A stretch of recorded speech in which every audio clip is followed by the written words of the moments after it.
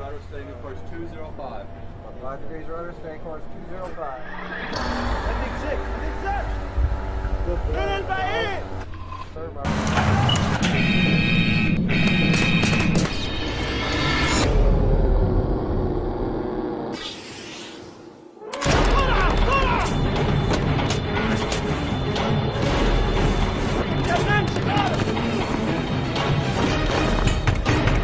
Open the door! Open the door! Open! Everybody freeze! Get back! Get back here! Get on the ground! Get down! Down! Don't move! Go and get the others! Bring them! Don't talk!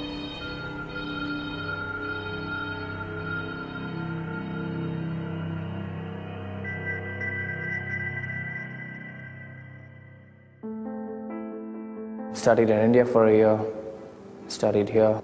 Went on board for 18 months actually before this. That was my 11th month, I got hijacked. The guy on the port lookout, he came and told me that at the port quarter there's a boat, and it was about 8 or 9 miles from our ship. So the boat was heading towards us. So raised alarm, informed the captain. He came up and he assessed the situation according to him, and basically we just waited for them to come and get on board. We didn't do anything. They fired 2 RPGs, basically to scare us off. We just flew past the ship, and then through that aluminium ladder they boarded. The 6 of them came up, threatened us to open the doors of the bridge.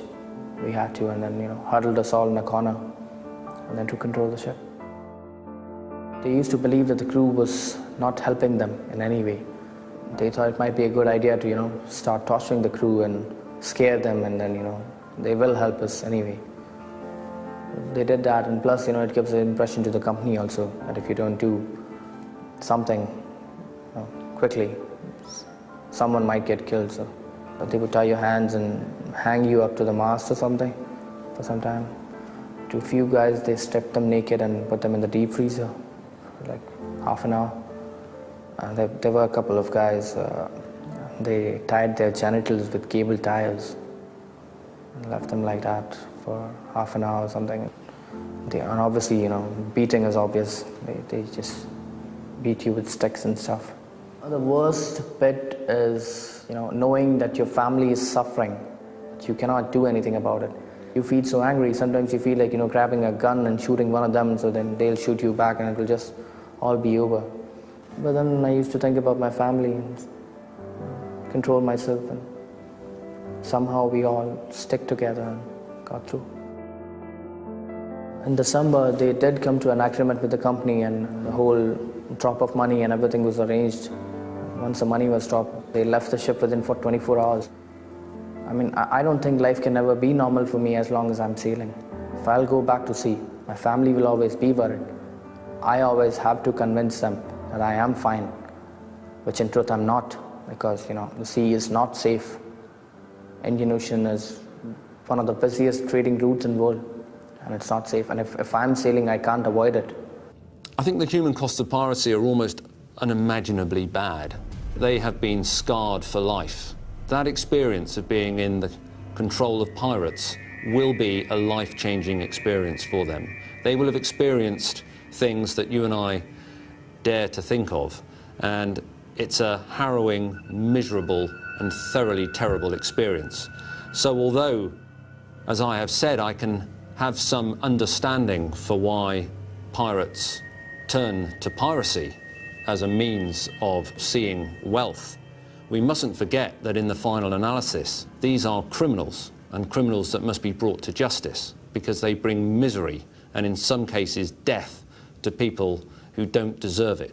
Although we have the commitment of many navies around the world, the area that we're patrolling is just vast. The Indian Ocean is larger than the whole landmass of Western Europe. This is massive, and we will typically patrol that area with 4, maybe 5 ships. That's like patrolling the entire Western European land area with 4 or 5 police cars, and none of them can go faster than 30 miles an hour. It's a huge task, and it should not be underestimated, and it's because of the size of the task that we have to work so closely with industry in order that together our collective teamwork can achieve success against the pirate. The SOS campaign is the biggest grouping of marine associations ever assembled to fight a single cause. It's very difficult to put your finger on the exact economic cost of piracy, but the economic risk will escalate when the decision has to be taken. Is it too dangerous to send our crews across at all? And that is when we will see the global economic cost really come to fruition. Only governments will eradicate piracy, and where SOS can make a difference is by ensuring that the general public and their politicians are made aware of the horrific effects of piracy. Go into the website, and if all you do is click on the button to send a letter, then that will send an automatically generated email in your name to the appropriate politician in your country of origin. And believe me, if this situation is allowed to continue, the cost and effect of piracy will reach out and touch